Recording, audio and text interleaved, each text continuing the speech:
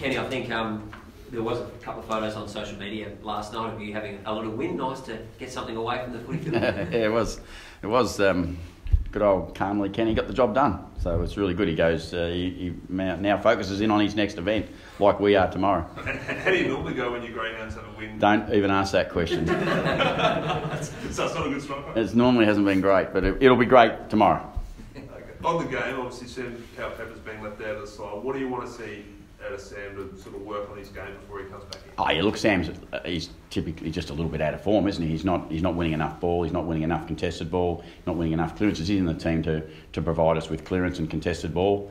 And his numbers have been down for three weeks in a row now, and significantly down. As much as anything, I think perhaps just giving him a day off might be the way to get him back into that form that we know he brings. What about the defensive side of his game?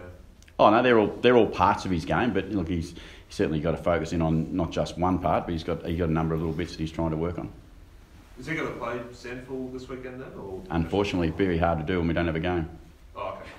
So that's the challenge. You know, do we want him to play? So I think as much as anything for Sam is to freshen him up first and foremost, see how he trains, and we'll make some decisions after that. Can you work your way back into a team without a game in the off week? Yeah, I think it's more than reasonable to suspect that he could, because there's a number of players who just sometimes need a little bit of a freshen, and whether that's go out and play in another game of football, or versus freshen up, train well, prepare well, give yourself a chance. A couple of other unforced changes. Is that more about the blokes coming in that you want in, or is it about? Yeah, well, I think particularly Sam Gray. Sam had the ankle injury for a period of time, which was really affecting him. So we wanted to see him play strong football at the level below, to know that his running power was back, and that was certainly evident last week. And he had a big game, and obviously Dougal Howard the same. We know Dougal brings a lot to our side in the defensive shape, and his speed and size down there is really important. So they were pretty straightforward. What about AJ? What's a good game from Aidan Johnson in the AFL in your eyes? Yeah, pressure, tackle, pressure, hunt. It's really simple for AJ. It's not anything extra than that is a bonus. If he gets opportunities with the ball, he kicks a goal or two, that's a great bonus for us. We want him in the side to hunt and pressure teams. That's what we think his great weapon is. He's got exceptional top end speed to get after opposition players, and that's what we want him to bring tomorrow. Do you think you've got a more balanced forward line now, Ken, having that pressure with Aidan, Sam Gray and Kane Farrell, and provide that sort of that pressure? We've certainly got a bit more speed there, haven't we? We certainly look like we're a bit faster on the deck, and that's going to be important if the weather's a bit off again tomorrow. But at any time in the next 6 or 8 weeks, you're going to have to build it around pressure more than anything. Defence and pressure is going to, it'll come to the fore again. Everyone will see that. It'll come out again, and I think that's why the side at the top of the ladder are really well placed. I think they've won 5 in the last 6 against you. Some of them have been very close, the Eagles, but what have they done well, and what makes them hard to match? Oh yeah, they've had a really strong season, haven't they? And they've put together a great opportunity for themselves. So, they're really good at controlling possession of the football when they get it. They typically take lots of marks. We were one of the sides that have managed to keep them at a lower mark number, but they still beat us badly. So, they're a real challenge for any team in the competition. Great team. They're built from defence and the way they go. What did you learn from the North Melbourne game? Sorry, I didn't hear that. What did you learn from the North Melbourne win against them? Again, it's no different to any side, whether it's West Coast Eagles or ourselves. If you can get pressure on the ball quick as you possibly can, you can certainly, you can beat any team in the competition, or you can get beat by any team in the competition. So there's a simple recipe, but it's not always easy to get the batch together. Yeah. What sort of reception do you think Luke Shuey might get from the fans?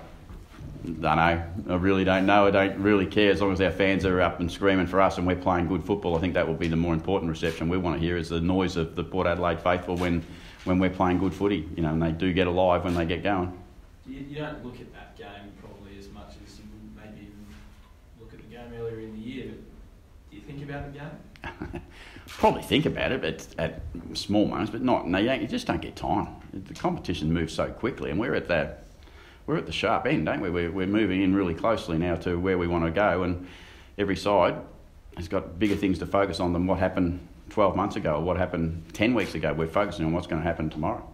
Ken, loved your honesty post-game, the raw emotion of, what was a heartbreaking loss, but I know you said you weren't going to follow up with the AFL, leave that to Chris if anything Did you have any chats with them, or did you just leave that in Chris's hands? I had a chat with Hock, but me and Hock have been teammates, so we've known each other for a long period of time. I've got great confidence that people will work in the right areas to get a solution to what's not quite right at the moment. We all understand that, but there'll be good decisions made. So it was a fruitful, you got a bit out of the conversation with him? Yeah, we always have good conversations, Hock and I. We've worked together, played together, and we currently work together again in a different way, so it's really easy. Where do you stand on I think it was trial in pre-season a few years ago, if the ball hits the post and like it's a soccer goal post. You play on if it comes back, goal if it goes. Yeah, look, to be fair, to spend any more time on it's not right for me and for the competition, I reckon, right now. I think the bigger focus for me is West Coast tomorrow, and what happens after that in any of those issues, I'll let the people take care of them who are in charge of that. Andrew Gaff's obviously a big loss for West Coast on the field with his run and carry and what he does on the wing. What do you think it does to them emotionally after the week that they've had to lose in 8 weeks? Impossible for me to know.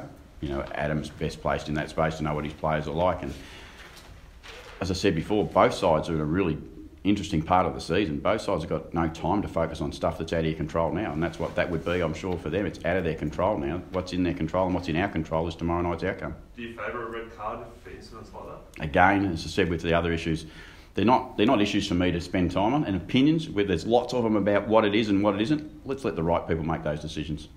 Ken, after what happened in recent games with West Coast, where you pretty well cough up the game to them with moving inside 50, how much have you rethought the way you played them? I think we've our last game was a different game altogether against them over there, which they dominated us bar probably a 20-minute patch late in the third quarter. So it's a different game. We didn't get opportunities last time, so this time if we can build. Pretty standard pattern that's played out here, isn't it? Where you've had a lot of inside 50s and they've just rebounded off them. Yeah, and they have, and they're known for that, not just against us. They're known for that against everyone in the competition. So everyone's aware of what their great strengths are. There's a battle between breaking that down and getting the results that we want. Now we get another opportunity tomorrow night to try and break that down again. But when you've done it repetitively and not got the result, do you think something different is needed this time?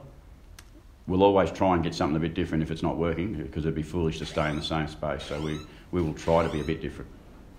Dougal, 100% with the hand, couple of weeks. No, incorrect. Probably, no one plays with a couple of little cracks in your hand at 100%, but he's well enough to play, and that's really important.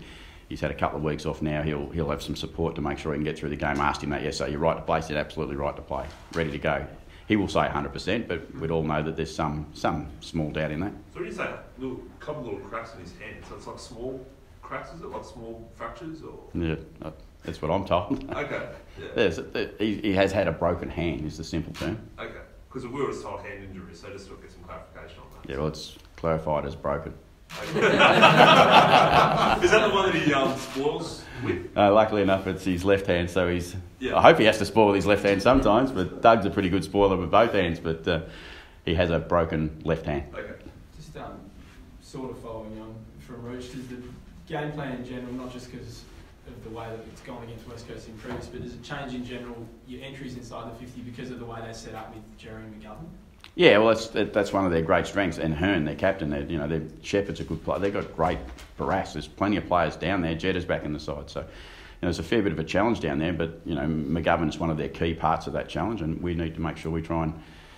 We did a pretty good job on him, to be honest, in Perth. We've been able to restrict him. You can't stop great players totally, but we did a reasonable job. But then someone else gets you. So if you focus on one, you end up copping it from someone else. Is that a matter of trying to pick your way through with shorter kicks, in simple terms, to try and break down instead of just kicking it to a 2-on-1? We always say to the boys, just play footy, what the options are at the time, because I can't give them an absolute roadmap and say go and do it this way, because there'll be challenges in that. West Coast will do something different, we'll do something different. So we've got to play the game that we have to play at the time and pick the right decisions. That's what makes elite players the best players. They pick the right decisions. And the other one, Pau Pepper, with him out of the sort of midfield rotation, who gets those midfield minutes?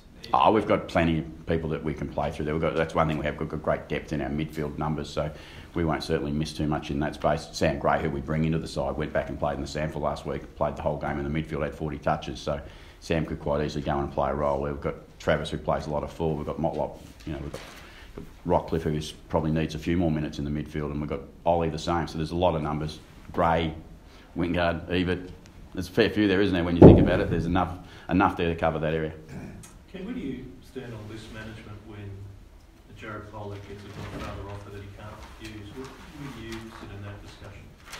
I'm not quite sure what you mean. Where do I want Jared? I want Jared. When you see it's an offer that any footballer would want and find hard to refuse, how do you then work into the list management debate at your own club? No, we have things in place through Jason and his team to make sure that we don't go outside a structure that works for the whole list, not just for one part of the list. That's really important. You know, Jared, I'm sure, still wants to be part of Port Adelaide. We still want him to be part of Port Adelaide. He's got clearly, from what I read, from what you people are telling me, he's got a significant offer that he has to consider.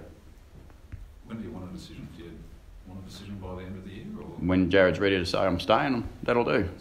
Yeah, he's got to like not take Polly out of it. Like any player at this time of the year, when they've got decisions to be made that are sitting there in front of them and quite unique offers, by the sound of it, they've got to take time.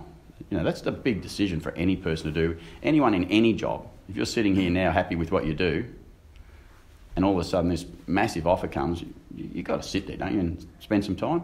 It would be a really big decision for anyone to make. Well, where do you sit on a Gold Coast? When Tom Lynch said that he was, wanted to trade to a Melbourne club, they basically said, "Oh, well, you're not going to be a part of the football program anymore this season." Took the capacity off him. Chris Davies earlier this week said, "Well, he thought that was probably a bit rough." Obviously, when discussing, the assistant coaches that are moving on at the end of the season. Yeah, where do you sit on that? I'm not handling anyone else's decisions. I don't want to comment on anyone else's decisions, but I just know that in my space, I have a season to win this year, and that's what I'm worried about, and that's what I focus on. I'm trying to win this year, and I need everything available to me this year. What's it say about him that his form's just been so strong and so influential with all this going on? It tells me why whoever it is, Kangaroos or whoever it is that want to offer him some good money, they're looking at a pretty good player because he's been in bloody good form. He'd be in our top 2 or 3, wouldn't he, in our best and fairest, if we just simply thought about what type of season he's put together. All good. Thank you. Thanks, Ken. Good luck.